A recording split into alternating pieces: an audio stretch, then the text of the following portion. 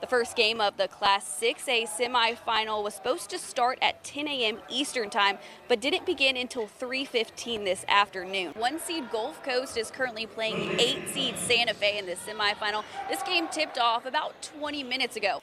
Bozeman's been so tested over the last couple weeks, and Holmes County has had a little bit of a softer schedule in this stretch, and so I think Bozeman was just ready, and I mean, they took advantage of it. They knew what they were doing.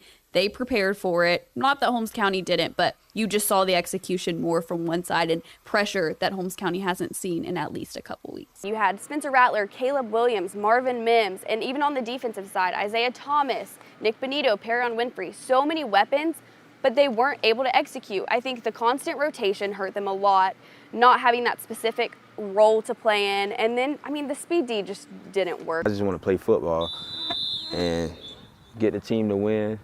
Just a year ago, you wouldn't hear that from Mariana sophomore Amari Clemens after he quit the sport at the end of his freshman season, completely shutting everyone and everything out. In the JV, there was no connection. There was nothing. I never thought he'd stay. I never thought he'd buy in. But over the last year, everything has changed for Clemens. If you knew that guy in January or December, and you came out here and you hadn't seen him since, and you came out here now, you'd be like, well, this is not the same person. Clemens started on the right track after a heart-to-heart with Coach Glover in January, but the biggest difference came from over the summer when he gave his life to Jesus. When I put God in my life, literally everything changed.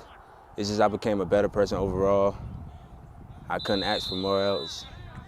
And I just think everybody should keep God in their life. He turned my life around. I'm pretty sure he can turn every person's life around. Now Clemens is the first player at practice and the last one to leave, with a new outlook on life and a newfound love for the game of football. You see the runs on Friday night and you see the plays, but you don't see the hours that he spends out here. We'd come out after practice and he'd spend hours after practice doing stuff. Clemens described his freshman self as sluggish and lazy. Now fast forward to the present, he's a sophomore phenom, leading the entire state of Florida in touchdowns, notching 18 in just 4 games. It's a transformation that brings a lot of emotions for Coach Glover. I can't believe I'm doing this. But you just saw the change in him. And he comes out here and works every day. You would never know that he's leading the state in touchdowns right now. He doesn't say a word. That once quiet JV player is now the undisputed leader of varsity, a team that's off to its best start since 2016. In Mariana, Kaleigh Tingelstad, News 13 Sports, Panhandle Strong. Throughout the summer, hundreds of baseball and softball teams have traveled to Panama City Beach to play in various tournaments.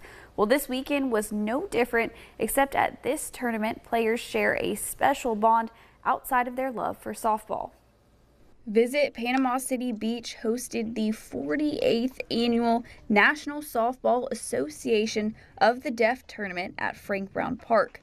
Over 400 deaf athletes and umpires from 45 states and even Canada traveled to the world's most beautiful beaches to compete in the annual event. Throughout the year, many of us are involved in a hearing environment, and so for us to be able to play with our peers who have the same advantage that we do of not being able to hear and just playing a game that we love is the reason that we all come here. We love softball and we cherish it, and that's why we're here. This tournament gives these athletes the opportunity to play in an environment with the special culture of the deaf community.